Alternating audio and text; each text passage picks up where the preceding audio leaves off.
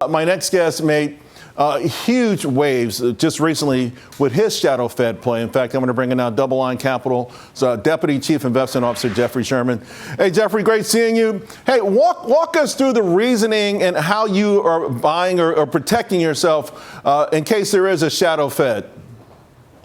Yeah, well, it comes down to a pair trade, and it's what we would call in the bond world a curve steepener. And the idea there is that if the market sniffs out either this concept of a shadow Fed or the dissensions, as you saw today, start to take a greater hold and we start to get rate cuts, that should benefit the front end of the curve and definitely on the two-year part of the market as well, as the two-year Treasury will start to price in those Fed cuts. And so part of that, too, if we are still having, a reasonably good economy, could also, contrary to what Danielle is saying there, could kind of ignite a little bit more of the inflationary pressure as well. And so not to disagree with her, but from the standpoint of thinking about by a premature rate cut or the market price in too early could release some of those animal spirits and drive those prices up as well. And so the idea of doing that is you can go long the two-year part of the market and short the 10-year part of the curve. You can do it in kind of duration equivalent measures there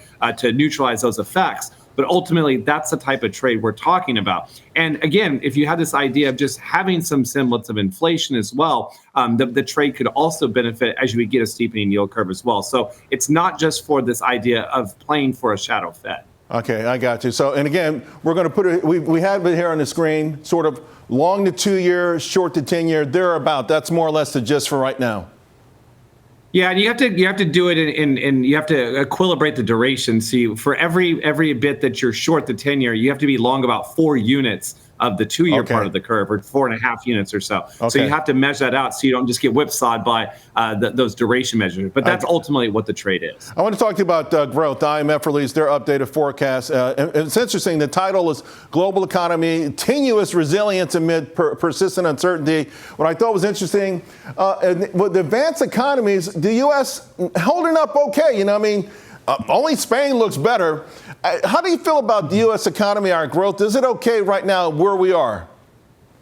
Well, it is okay. I mean, when you look at it, it's definitely decelerated from where we were at the second half of last year. And if you kind of roll these numbers together, we're talking about, a growth rate that's probably like 1.7, 1.8%. But what is concerning there is really the consumption component. We look at personal consumption. Right. And we know that we're a consumer-based economy. Also, that's what drives inflation. It's not just goods, but also services that we consume.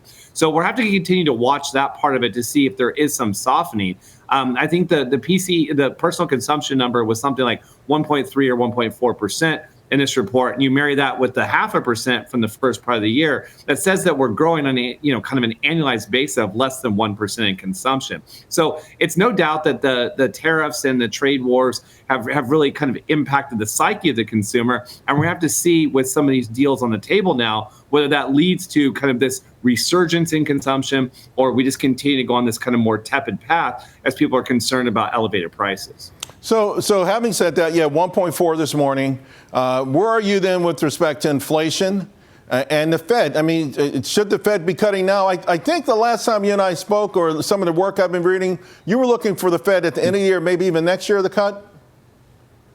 Yeah, I don't think the Fed should cut right now. And again, we have seen some softening in labor, with the JOLTS report and the openings there. And you talk about the hiring side of the equation. But in general, we'll see what Friday holds here, too, with the non-farm payrolls as well. ADP has been pretty volatile over the last couple of years, even though it was a strong report today. So it all boils down very simply to the consumer at the end of the day.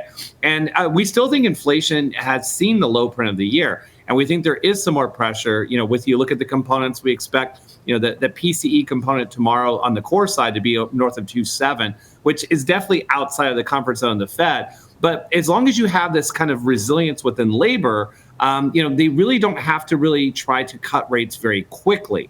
And so that's why we think it's more the back half of the year or potentially early next year. The market kind of says, we're going to probably get something in September. Most people expected 2 dissents today from Waller and Bowman. Right. But also, they probably aren't going to go back-to-back meetings either. So I think it's something like maybe September, December. Maybe they try to pause a little bit and do it the last 2 meetings of the year. But I think they want to try to wait this out to see what that ultimate tariff pressure does inside the inflation.